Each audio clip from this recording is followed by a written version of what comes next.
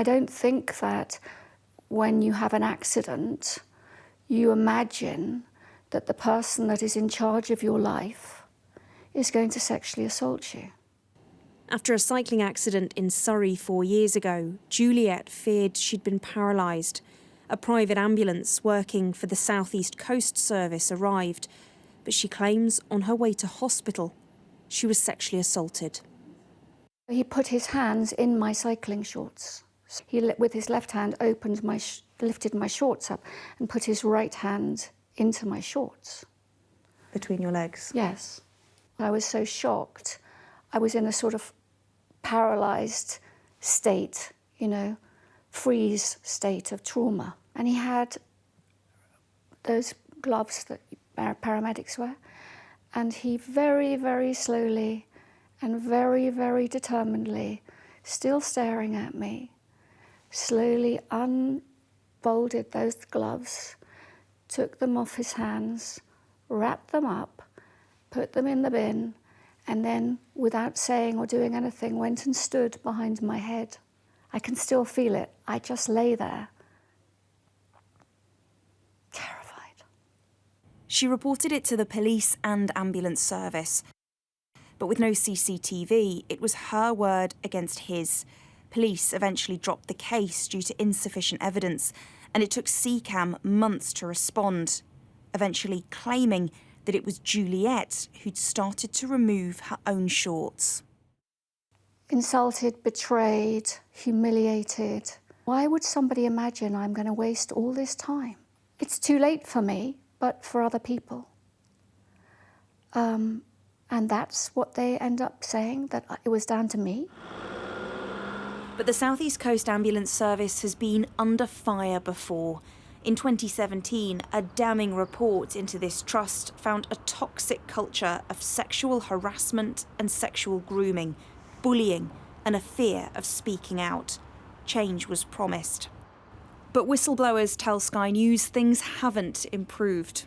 Amelia reported a fellow manager for joining a Teams meeting with Nazi paraphernalia on display in his home office.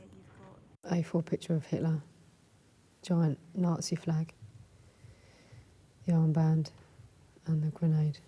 How did you feel? Horrified. And I kept looking around the room thinking, why is no one saying anything? And nobody did. 45 minutes I had to stare at that. And the thing is, the more you look at it, the more upsetting it becomes. And when I spoke to people afterwards, they were saying, oh yeah, you know, he's always been into Nazi stuff. An investigation found the inappropriate behaviour should have been challenged, but he's still at work, while Amelia claims her colleagues turned against her. Oh, it killed my career. My career's done. They've not supported me at all.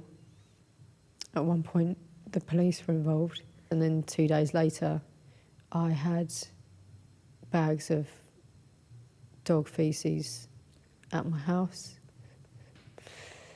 And for quite a few months, whenever I heard sirens, I got palpitations and would literally freeze, terrified of who would be in the ambulance.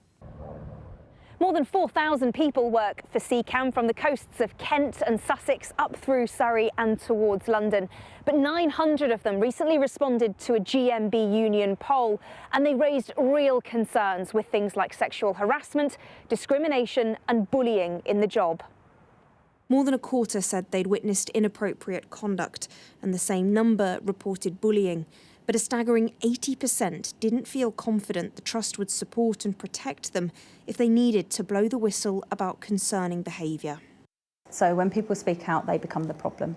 And the easiest way that it seems to be dealt with is to keep them quiet. I'm personally receiving calls every single day from members who don't know what to do, who are suicidal, who are thinking of leaving their homes and the area they grew up in or lived in because they need to get out of this environment. What do you as a union want to happen now as a result of this?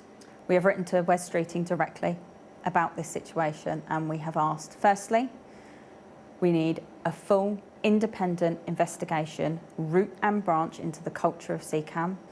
We have secondly called for the resignation of the Chief Executive, who has overseen this getting worse. The Ambulance Trust told us the claims predate their chief executive and that they're committed to working with the unions. They also had issues with the way the anonymous survey was conducted. A spokesperson said, "We continue to work hard to make CCAM a safe organisation for all of our people and are committed to drive real change. The historic cases highlighted were thoroughly investigated, including through independent external reviews, and we firmly believe these cases do not reflect the views of the majority of our people on how it feels to work at CCAM currently. But much more change is needed before Juliet can ever feel safe in the back of an ambulance."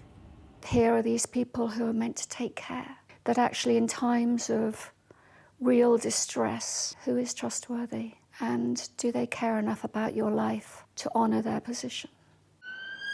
These latest allegations hold the microscope up to just one trust, but Sky News' investigations in recent years have highlighted deep-rooted issues with harassment and bullying in the ambulance service right across the country. Rachel Venables, Sky News in the southeast of England.